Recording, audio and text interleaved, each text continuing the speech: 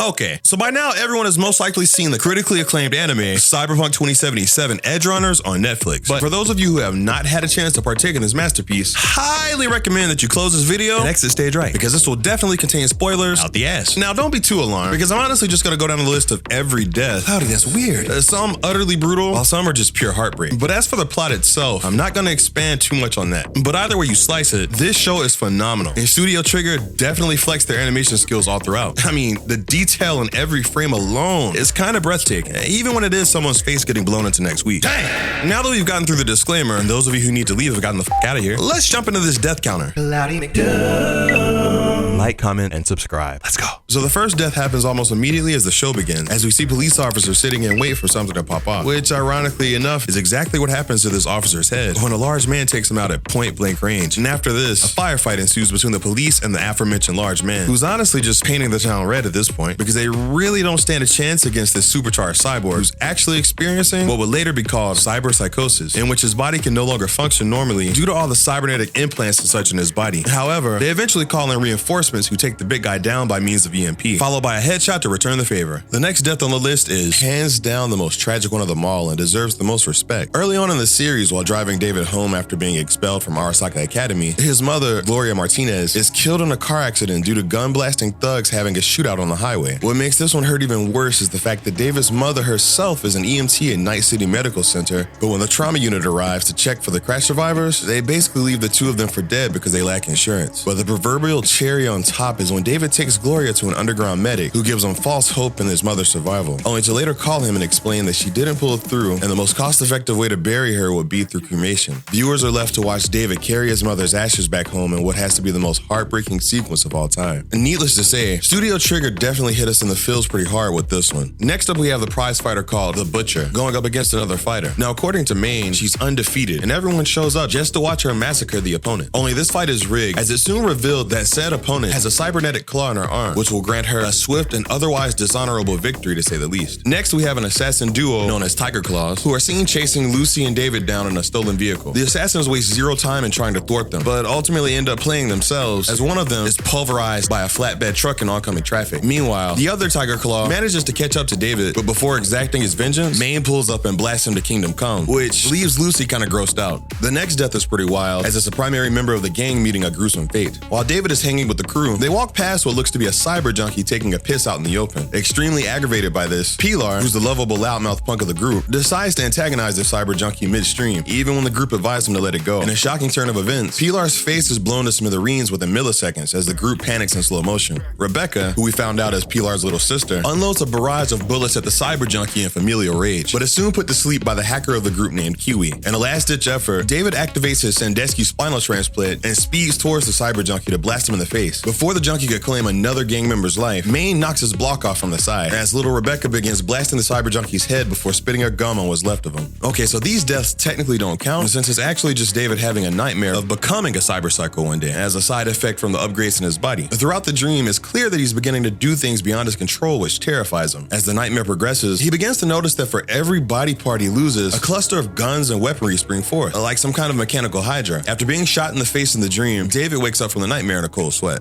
Next up on the list is Jimmy Kurosaki, who's a renowned brain dance editor, or BDs for short, and Arasaka Corporation board member Tanaka, who are both led into a trap and held hostage by Main's crew. In the midst of captivity, Tanaka's hands open up and shoot out several sharp spikes before he engages in fisticuffs with Main. After getting several blows into his body, David intervenes, which allows Main to knock Tanaka to the floor. It's soon discovered that one of the spikes fatally pierced Jimmy Kurosaki as he quietly bleeds out on the floor. Not long after, Tanaka is stripped of his clothes and brutally interrogated until Main accidentally makes him flatline with an electrical charge that wasn't a part of the group's plan.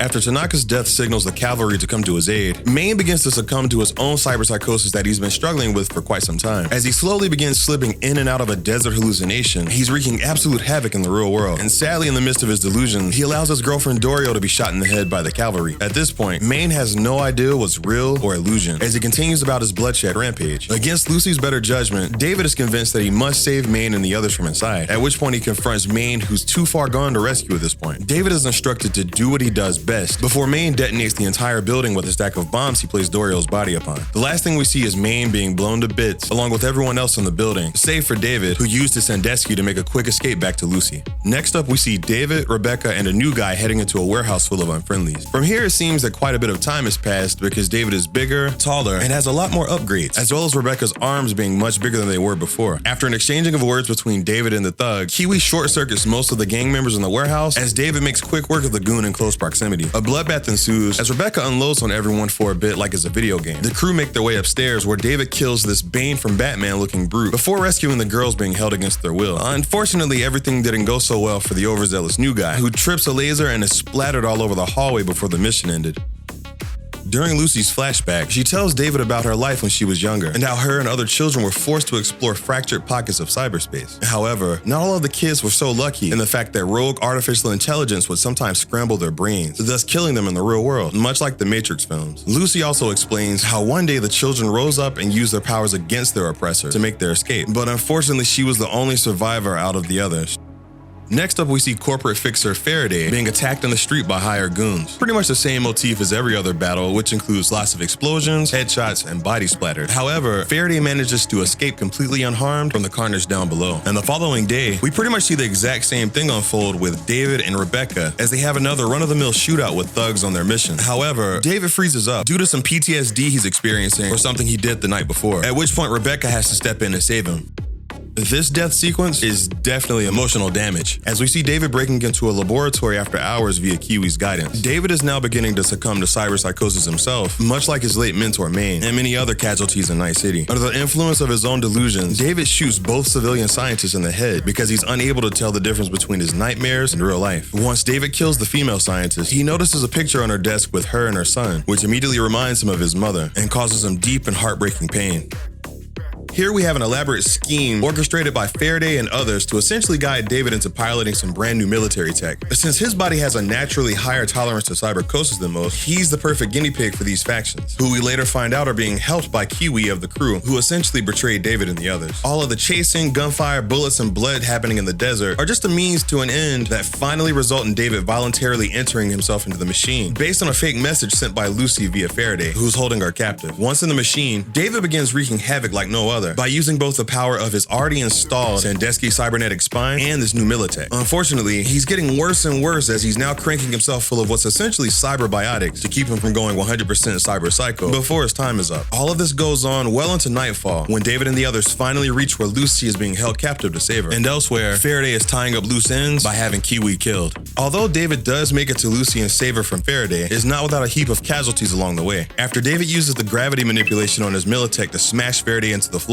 he's preparing to get himself and Lucy to safety. That is until the final rounds of death are set into motion by the infamous cyborg named Adam Smasher, who supposedly went full no-ganic, as David calls it, implying that he's way more machine than he is man at this point. A struggle ensues between David and Adam Smasher as the former notices Faraday being rescued by the trauma unit, which brings back painful memories of how they abandoned him and his mother the day of the car crash. Most likely induced by cyberpsychosis and sadness, David slices through everyone trying to save Faraday, which in turn blows everyone out of the window, including Faraday, who is strapped to a stretcher. While in freefall, Lucy and David share an emotional moment while saying his goodbyes, seeing as how he already knows how this is going to end for him. Upon reaching the ground, we also see Faraday's body splat onto a platform below as his artificial eyeballs are seen rolling into frame. Once on the ground, David and Lucy rendezvous with Rebecca and the 1970s looking bartender named Falco, at which point Rebecca expresses that she's glad Lucy is safe, despite the romantic feelings that she herself has for David. But choosing to be the bigger woman, she decides to be nice. At which point one of the most heartbreaking deaths occur when Adam Smasher comes shooting down from the sky and lands directly on top of little Rebecca while she's talking, which sends her crashing down several stories below and instantly kills her. David loses his mind after that and attempts to battle Adam Smasher with everything he's got, knowing he can't actually win. But in reality, he was just stalling to make sure that Lucy and Falco could escape with all the money. The last moments of David's life are spent staring down the barrel of Adam Smasher's hand cannon, but he lets out a smile in remembering that even though his life wasn't all that great, it's all about how a person dies that matters the most in the end. But even with all of its doom and gloom, Cyberpunk 2077 Edgerunners definitely has its hilarious moments and a really big heart. Now, of course, it doesn't follow your typical I'm the protagonist, so watch me overcome the biggest and baddest villain every time just by screaming really loud trope, which was actually a good thing. With that convention pushed aside, the story did an amazing job of situating us into David's tragic world by showing that sometimes life just isn't all that fair. But you make the most of what you've got and the opportunities at hand. And remembering that sometimes we don't always make the best choices or get a happy ending. So instead, we just do what we can while grasping at whatever chunk of hope that life has to offer at the time. And there you have it, everyone. A list of every death in Cyberpunk 2077 Edgerunners. So yeah, please remember to hit the like button and that notification bell, which helps my channel grow. Also, drop a comment for which death hurt you the most out of the countdown. Obviously just focusing on the main character since, all the nameless henchmen, thugs, and officers were pretty much cannon fodder. See ya!